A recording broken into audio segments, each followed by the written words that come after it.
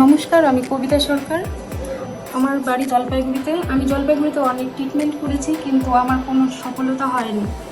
আজকে আমি মেমের কথা শুনে এই Siliguri family clinic IVF centre Kavita মন্ত্রীর এখানে এসে আজকে আমার টুইন্স বসেছে।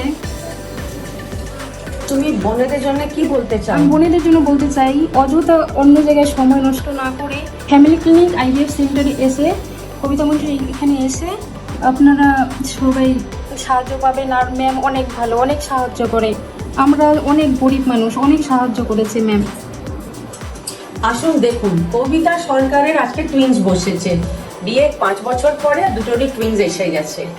যেটা আমি সবসময় বোঝাতে চাই, সময়ের দাম আছে।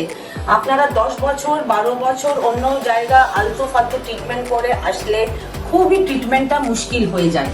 টেস্ট সব কিছু করতে হয়। লোকেরা ভাবে আরে টেস্ট করাচ্ছে, টেস্ট ছাড়া বোঝা যায় না যে সমস্যাটা কোথায় আর গাড়িটা আমাদের কোথায় আটকে আছে। ধন্যবাদ।